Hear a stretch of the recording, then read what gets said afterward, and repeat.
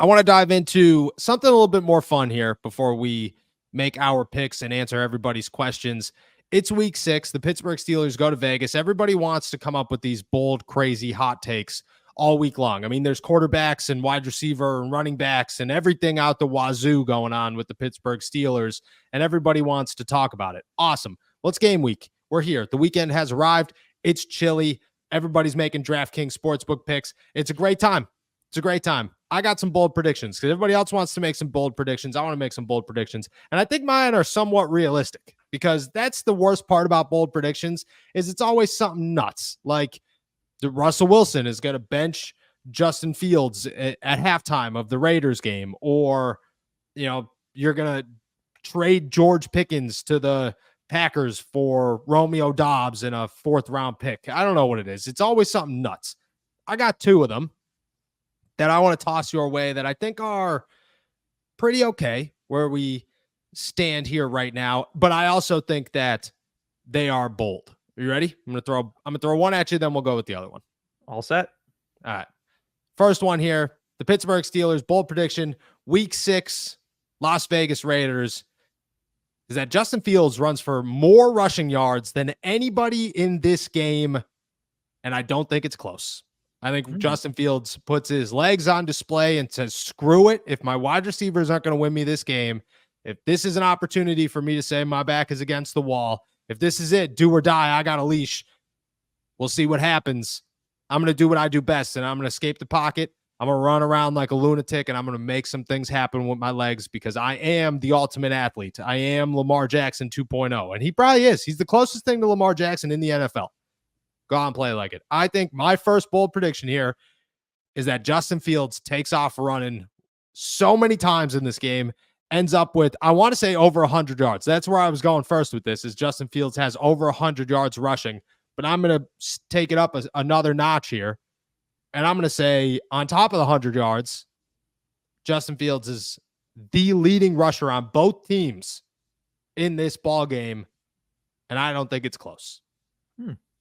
I like it. I like it a lot. We haven't really seen him unleash that ridiculous running for 60 yards down the sideline speed to this point of the season. For the most part, he's been kind of trying to prove that he can do it in the pocket. So if he has his back up against the wall, which it kind of seems like he does, it would make sense that he's going to kind of leave it all out there on the field at Allegiant Stadium. And if he does, that is one of his biggest assets. And we've seen him kind of stay reserved to maybe stay a little bit more healthy.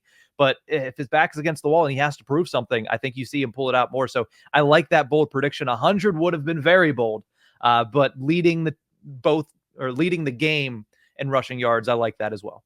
Yeah, I think it's, again, a realistic bold take that I think could happen and puts Justin in.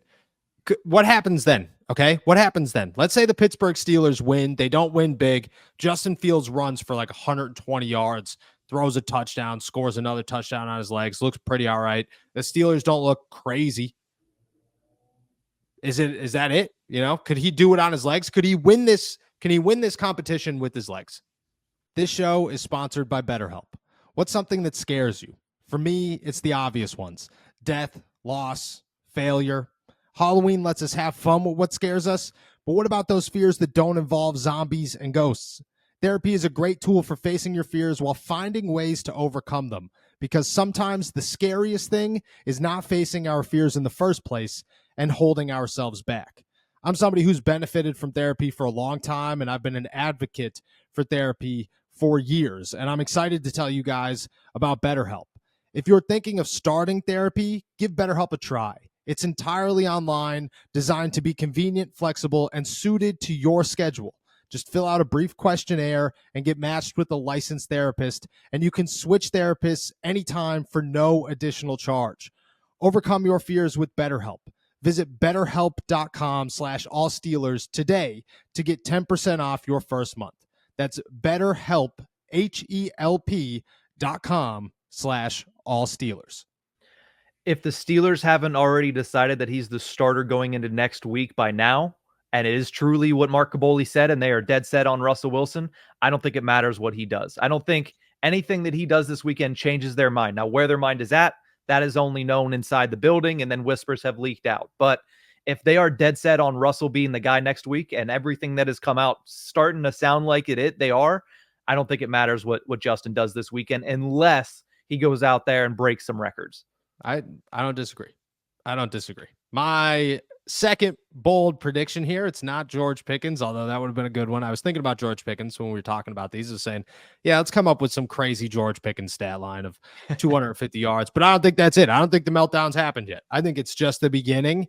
He's going to have a little bit, but this just kind of feels like the snowball has just formed and it is now starting to roll down that hill. I'm going to go a little bit crazier on this one. I'm going to keep it with the Pittsburgh Steelers winning, but I'm going to go both sides of the football here. And I'm going to say all those times we talked about a shutout, all those times we said the Steelers are going to win big. This is it. This is going to be crazy. Pittsburgh Steelers win by plus 20 points in this one. And it is the game that everybody on Monday is talking about. The Steelers are back. This is it. This team's ridiculous.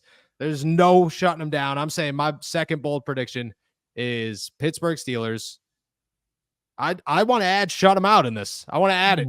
I want to add it to the bold prediction, but I'm saying win by 20 minimum in this game against the Raiders. See, that's why I don't drink coffee. It makes you do crazy stuff like say that. I drink as much as I would love to see it, and I would love to see the Pittsburgh Steelers give us an easy Sunday afternoon, the defense look absolutely dominant. It's Pittsburgh Steelers football, and it's the National Football League. So I can't tell you on that one, and I can't say I agree. I understand it's a bold prediction. It's not exactly what you expect to happen. We're going to do our game picks here in just a little bit, but I can't tell you, and I can't say that I quite agree that is anything in the realm of possibility, which is how you kind of set the table for this. All right. Well, look at I'm hoping I'm the cold takes guy on Monday. I hope you are too. I hope you are too. Although you had a good one. You kind of agreed with the Justin thing. At least said there's a possibility.